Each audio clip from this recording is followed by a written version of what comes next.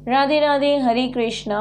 आज भगवत गीता के अध्याय 2 के 38वें श्लोक पर हम चर्चा करेंगे, जो कि इस प्रकार है।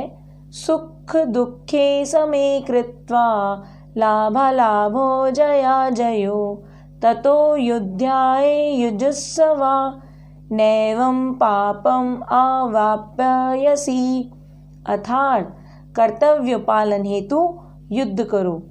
युद्ध से मिलने वाले सुख दुख, लाभ हानि, जय और विजय को समान समझो। यदि तुम इस प्रकार अपने दायित्वों का निर्वहन करोगे तब तुम्हें कोई भी पाप नहीं लगेगा। समीकृत्वा समान समझो या संतुलन बनाओ। किसमें संतुलन बनाओ? सुख दुख, सुख और दुख को समान मानो या उनमें संतुलन बनाओ।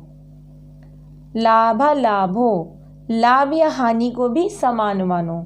जया जयो, विजय और पराजय को भी समान समझो। ततो युध्याय युजुस्सवा, जब इन सब को समान मानकर युद्ध करोगे या अपने दायित्वों का निर्वहन करोगे तब नैवं पापम अव्याप्यसि, तुम्हें कोई भी पाप नहीं लगेगा। अर्जुन बोलते हैं कि युद्ध में जब लोग मारे जाएंगे तब मुझे पाप लगेगा। अर्जुन ऐसा समझते हैं कि युद्ध में जब मैं अपने परिजनों को मारूंगा तो परिजनों को मारने का पाप मुझे लगेगा। परंतु इस श्लोक में कृष्ण ठीक इसके विपरीत अर्जुन को समझाते हैं। अर्जुन को कहते हैं कि तुम जीत और हार को समान समझो, युद्ध से होने वाली लाभ और हानि को भी समान समझो, और इनको समान समझते हुए जब तुम युद्ध करोगे तब तुम्हें कोई भी पाप नहीं लगेगा। यह बहुत ही महत्वपूर्ण श्लोक है हम सब के लिए। हमें इसको ध्यान से देखना होगा। तो ये समझें कि हम पाप करते कब हैं। हम कब कब पाप करते हैं? तो जब भी हम अपने स्वार्थ के लिए कोई कार्य करते हैं तो जाने अनजाने हमसे कोई ना कोई पाप कर्म हो ही जाता है।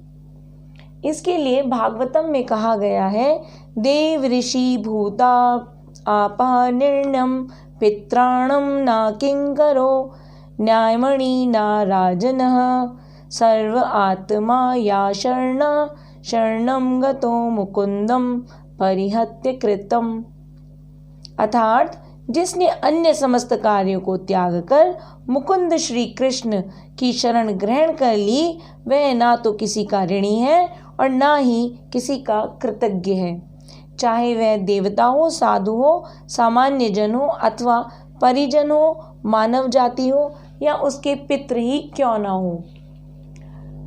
क्योंकि इस श्लोक में जिस प्रकार से कहा गया है देवता, तो हमारे आसपास कई प्रकार के देवता रहते हैं, जैसे जल देवता, वायु देवता, अग्नि देवता, सूर्य देवता, और हम इन सब देवताओं से कुछ न कुछ प्राप्त करते हैं। जैसे सूर्य से रोशनी, जल से जल, वायु से वायु, और हम इनको ग्रहण करते हैं और इनके ऋणी हो जाते हैं।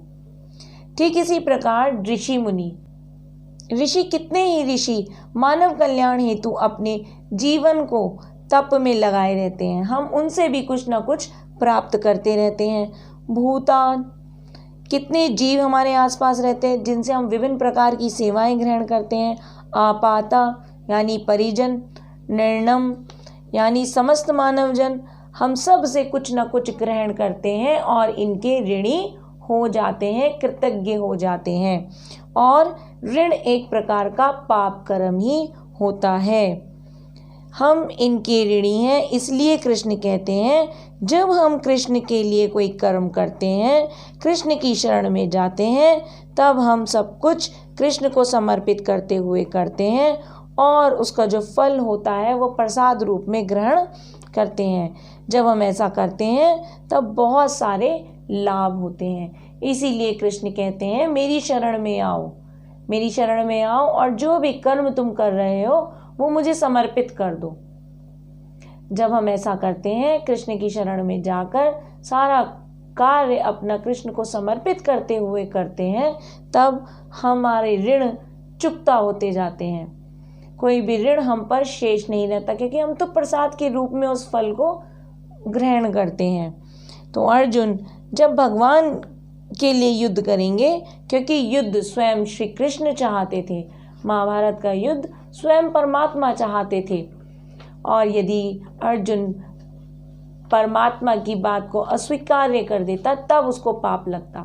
यदि श्री कृष्ण की बात को स्वीकार करते हुए अर्जुन युद्ध करते हैं तो अर्जुन को कोई भी पाप नहीं लगेगा, क्योंकि यह परमात्मा की ही इच्छा के अनुसार युद्ध हो रहा था।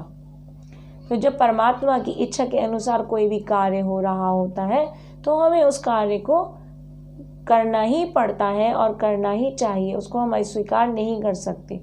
अस्वीकार करने पर पाप लगता है।